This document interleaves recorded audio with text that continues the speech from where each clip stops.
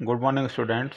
आज के applied mechanics के इस लेक्चर में हम फंडामेंटल लॉज ऑफ मैकेनिक्स के बारे में स्टडी करेंगे, यांत्रिकी के मूलभूत सिद्धांत। ओके, तो सबसे पहले हम डिस्कस करेंगे Newton first law of motion, then Newton second law of motion, Newton third law of motion. After that we will study Newton law of gravitation, Newton का गुरुत्वाकर्षण का नियम, then law of transmissibility of forces, उसके बाद principle of physical independence of forces. तो ये सारे के सारे जो लॉज हैं, जो नियम हैं, ये मैकेनिक्स के मूलभूत सिद्धांत हैं। इन मैकेनिक्स सब्जेक्ट को पढ़ने से पहले इन लॉज के बारे में जानकारी होना बहुत ज़रूरी होता है। ओके, सबसे पहले हम डिस्कस करेंगे न्यूटन्स लॉज ऑफ मोशन। तो Newton's first law of motion के बारे में बात करते हैं। Newton's first law of motion क्या था? न्यूटन का गति का प्रथम नियम। सर आइजैक न्यूटन ने 1687 में प्रिंसिपिया मैथमेटिका नाम से एक जर्नल पब्लिश होता था, उसमें एक आर्टिकल इनका पब्लिश हुआ था, mathematical principles of natural philosophy. तो उसमें इन्होंने जो लॉस ऑफ मोशन थे उनके बारे में फर्स्ट टाइम इनका एक रिटन जो मैटर था वो पब्लिश हुआ था। तो वहाँ से इनको रिकॉग्निशन मिला, वहाँ से न्यूटन्स लॉस ऑफ मोशन का फॉर्मुलेशन हुआ और वो पब्लिश हुए। ठीक है, इससे पहले भी इस फील्ड में काम किया था, गैलीलियो ने काम किया था, गैलीलियो से पहले सर अरस्तू ने काम किया था। तो लेकिन वो चीज़ें फॉर्मुलेट नहीं हो पाई थी। न्यूटन ने किया था अपने स्टडी करने के बाद, और उससे पहले जो काम हुआ था उसको फॉर्मुलेट किया, उनको एक लॉस का के रूप में उसको लिखा और उसको पब्लिश किया।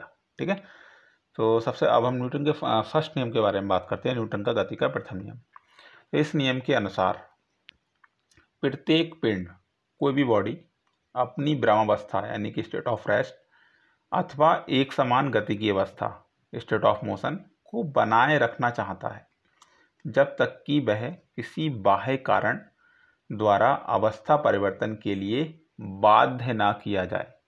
ठीक है, इसका क्या मतलब हुआ? कोई भी बॉडी अगर वो ब्रह्मावस्था में है तो वो ब्रह्मावस्था में ही अपने आप को बनाए रखना चाहेगी, या अगर वो एक समान गति की अवस्था में है तो वो अब चाहेगी कि उसकी एक समान गति की अवस्था बनी रहे। कब तक?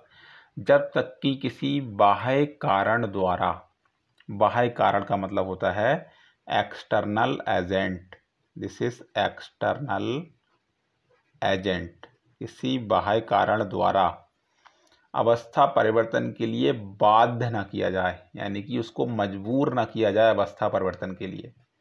जब तक हम उसको मजबूर नहीं करेंगे अवस्था परिवर्तन के लिए किसी एक्सटर्नल एजेंट के द्वारा, तब तक वो पिंड जो है अगर ब्रह्मावस्था में है तो ब्रह्मावस्था में ही रहेगा, अगर एक समान गति की अवस्था में है तो एक समान गति की अवस्था को ही बनाए रखेगा।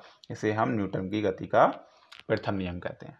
ठीक है, यहाँ पे जो एक्सटर्नल एजेंट होता है, ये बड़ा इंटरेस्टिंग चीज़ है। यहाँ पे जो एक्सटर्नल एजेंट होता है, जो बाह्य कारण होता है, इस एक्सटर्नल एजेंट को हम फोर्स कहते हैं। क्या कहते हैं? ये एक्सटर्नल एजेंट ही फोर्स कहलाता है। फोर्स यानी कि बल। यहाँ से बल की परिभाषा निकल के आती है। ठीक है, वी विल डिस्कस कि बल की परिभाषा क्या होती है। और एक यहाँ पे और इंटरेस्टिंग चीज़ है, जो न्यूटन का फर्स्ट लॉ ऑफ मोशन होता है, इसी को हम लॉ ऑफ इनर्शिया के नाम से जानते हैं। इसे हम क्या कहते हैं? लॉ ऑफ इनर्शिया भी कहते हैं। लॉ ऑफ इनर्शिया मतलब जड़त्व का नियम। का नियम मतलब अवस्था परिवर्तन का विरोध करना, किसी भी पिंड के द्वारा किया जाना जड़त्व का नियम या लॉ ऑफ इनर्शिया कहलाता है। ठीक है, तो अब हम बात कर लेते हैं कि फोर्स क्या होता है। अगर हम न्यूटन के प्रथम नियम के स्टेटमेंट को उल्टा पढ़ना शुरू करें, यानी कि लास्ट से स्टार्टिंग की तरफ, तो बल की परिभाषा अपने आप निकल के जाती है। ठीक है, तो बल की परिभाषा क्या आती है? बल वह बाह्य कारक यानी कि एक्सटर्नल एजेंट होता है जो पिंड की ब्रह्मावस्था या एक समान गत्यावस्था, ब्रह्मावस्था यानी कि स्टेट ऑफ रेस्ट, एंड एक समान गत्यावस्था मीन्स स्टेट ऑफ मोशन, को बदल देता है या बदलने का प्रयास करता है।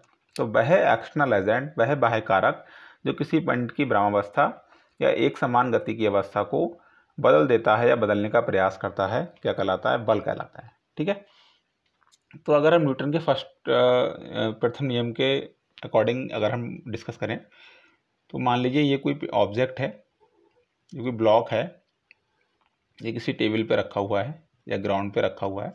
ठीक है, तो ये अभी स्थिर अवस्था में है, ब्रह्मावस्था में है। ये अपनी अवस्था को बनाए रखेगा जब तक कि इस पर कोई एक्सटर्नल फोर्स लगाकर इसकी अवस्था को परिवर्तित करना ना कर दिया जाए या परिवर्तित करने का प्रयास ना किया जाए। ठीक है, मान लीजिए कोई वस्तु, कोई बॉल है, जो गति की अवस्था में है, ठीक है, ये कोई ऑब्जेक्ट है, कोई बॉल हो सकती है, ठीक है, ये इस दिशा में 5 मीटर प्रति सेकंड की गति से चल रही है, ठीक है। तो ये अपनी गति को 5 मीटर प्रति सेकंड ही बनाए रखेगी जब तक कि इस पे कोई एक्सटर्नल एजेंट, कोई बाह्य कारण नहीं लग रहा होगा। वो बाह्य कारण क्या हो सकता है? वो बाह्य कारण इसका वेट हो सकता है, वो बाह्य कारण रेजिस्टेंस हो सकता है, वो बाह्य कारण कोई एक्सटर्नल फोर्स हो सकता है, वो बाह्य कारण कोई एक्सटर्नल फोर्स हो सकता है, वो बाह्य कारण इसका खुद का बाहर हो सकता है, वो बाह्य कारण कोई प्रतिरोधी बल हो सकता है, कोई रिटार्डेशन, कोई मंदन बल हो सकता है, ठीक है। तो जब तक ये अगर फोर्सेस नहीं लग रहे हैं तो इस ऑब्जेक्ट जो है वो 5 मीटर प्रति सेकंड की गति से इसी दिशा में चलता रहेगा, ठीक। तो अगर हम बल की बात करें तो बल कैसी राशि है? ये एक सदिश राशि होती है। बल एक सदिश राशि होती है क्योंकि इसमें दिशा की आवश्यकता होती है। बल क्या है? एक सदिश राशि है, ओके। अगर हम कुछ कार्य करना चाहते हैं, ठीक है, तो अगर मान लीजिए किसी पिंड को विस्थापित करके कुछ कार्य करना चाहते हैं तो कार्य किसके द्वारा किया जाता है? कार्य भी बिना बल के नहीं किया जा सकता, ठीक है। तो हम सिंपल शब्दों में ये भी कह सकते हैं कि बल वह कारक है जिसके द्वारा कार्य किया जाता है। बल वह कारक होता है, वह कारक है जिसके द्वारा कार्य किया जाता है, जिसके द्वारा कार्य किया जाता है, कार्य किया जाता है।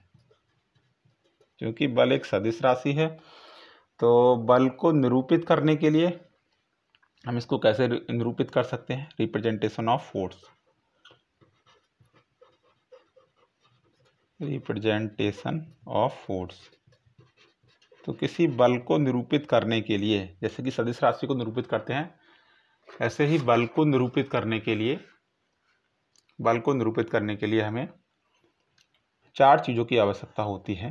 फर्स्ट होता है मैग्नीट्यूड, मैग्नीट्यूड मतलब बल का परिमाण।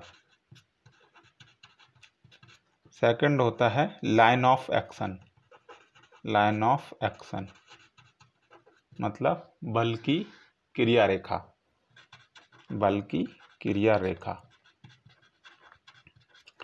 थर्ड होता है ओरिजिन, ओरिजिन, ओरिजिन यानी कि प्रारंभ बिंदु, प्रारंभिक बिंदु।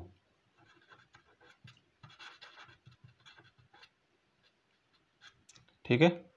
एंड द नेक्स्ट इज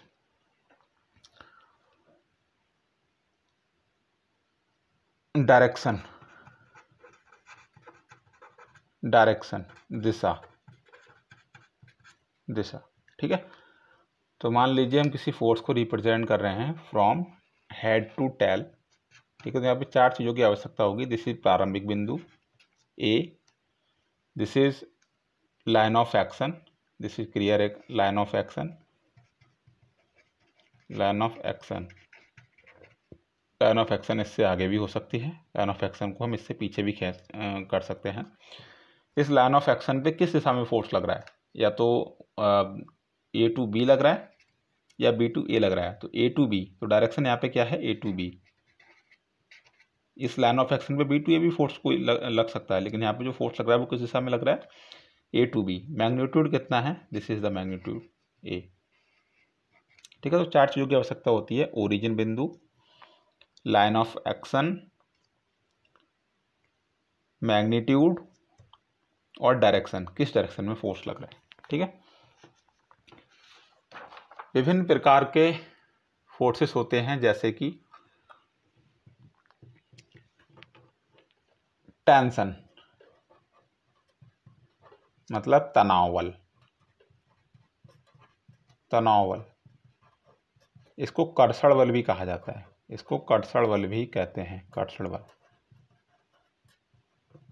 तो टेंशन या तनाव या कर्षण बल क्या होता है? मान लीजिए कोई ऑब्जेक्ट है, इस ऑब्जेक्ट पे कोई बल लग रहा है, ठीक है, वो बल क्या करता है, इस ऑब्जेक्ट के अंदर जो कण हैं, जो पार्टिकल्स हैं, उनके बीच की दूरी बढ़ाने का प्रयास करता है।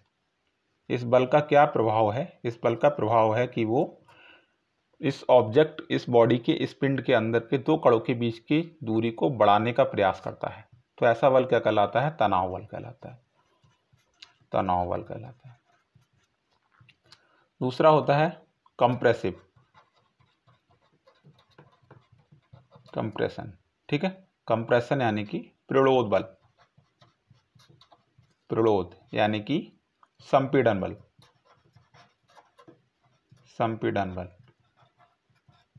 संपीड़न बल क्या होता है, मान लीजिए कोई ऑब्जेक्ट है, ये कोई पिंड है, इस पिंड पे